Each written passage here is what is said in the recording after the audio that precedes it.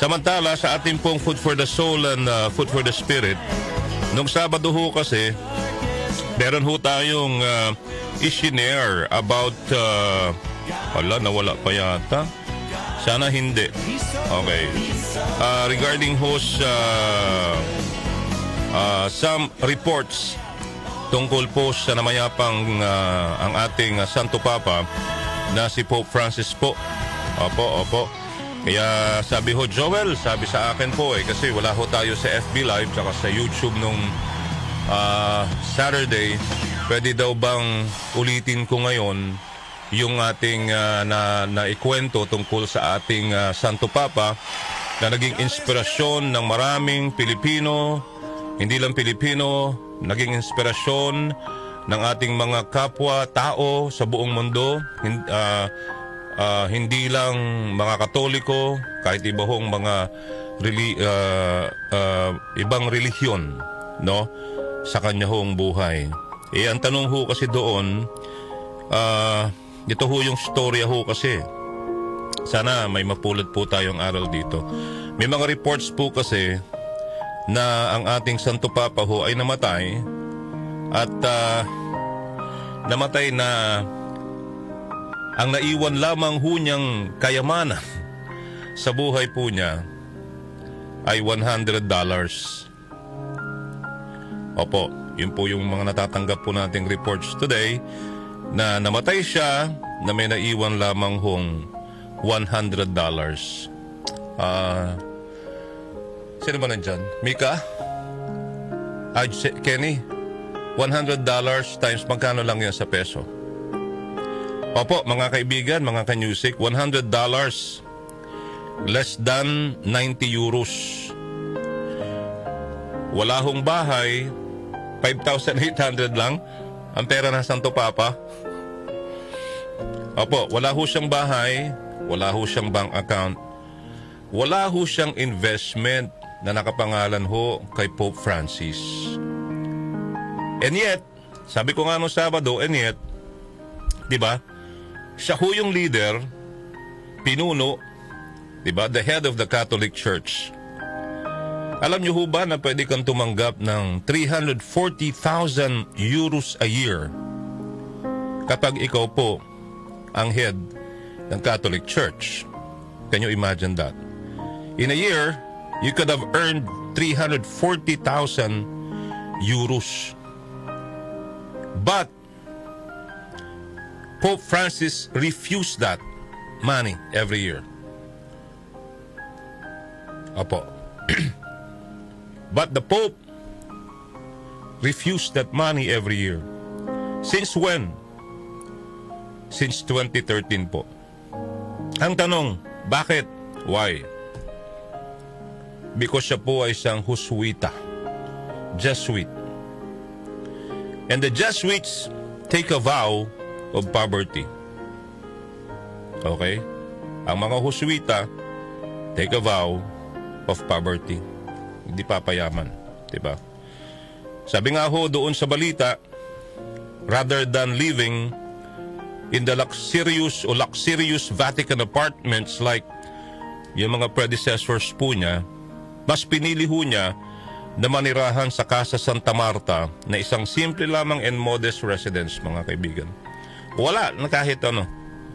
Walang personal na servant, meron siyang higaan, meron siyang desk, at ang kanyang 100% na pananampalataya ho sa Panginoong Diyos.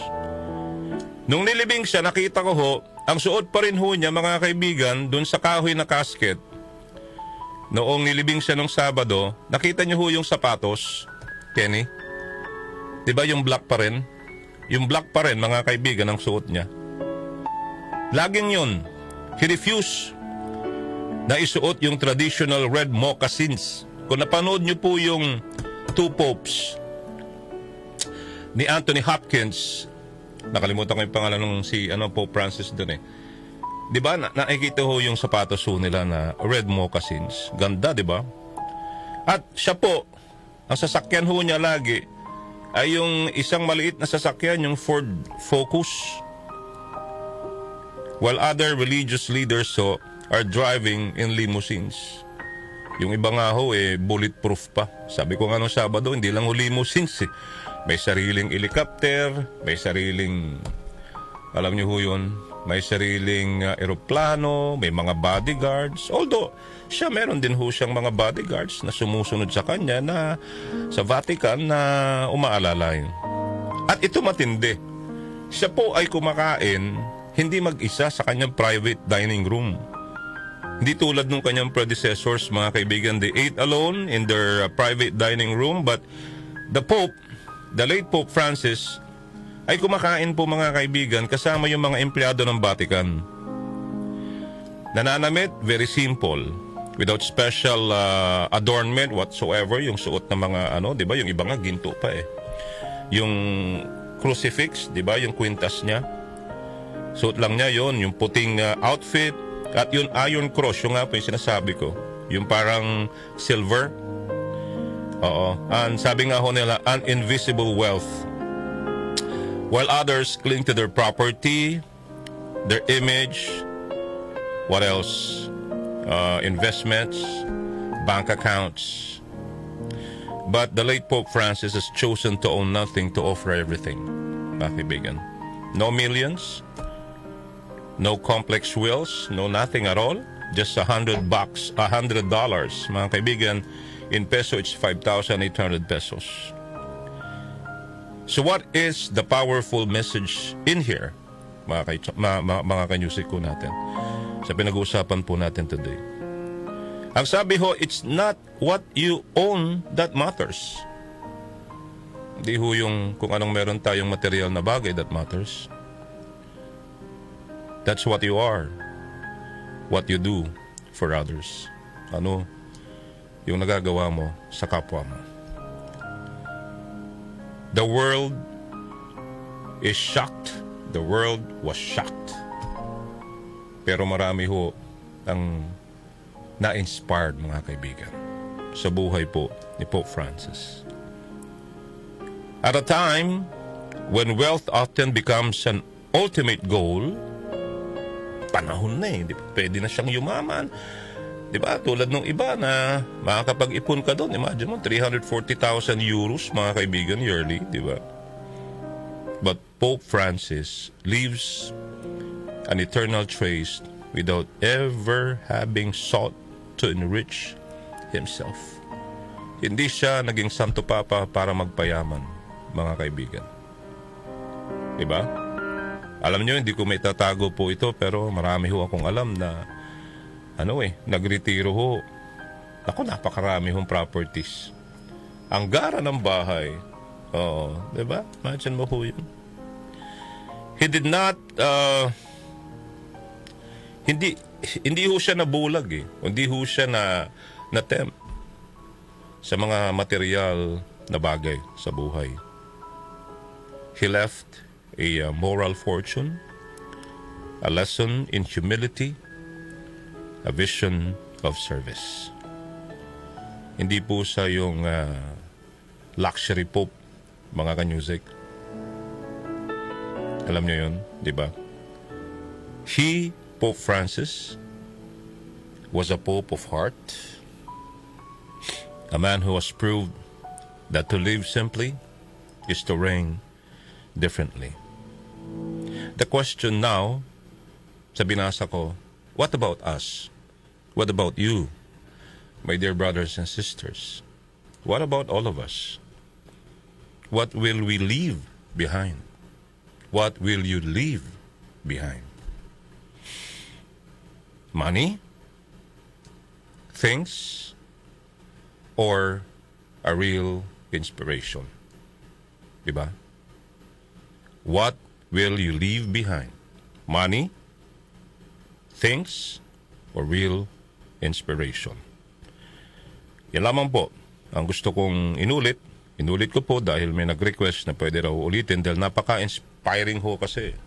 Kaya nga binanggit ko po yung bersikulo sa Biblia, sa 1 John 2:15-17 na sinasabi, huwag niyong ibigin ang mundo o ang mga makamundong bagay.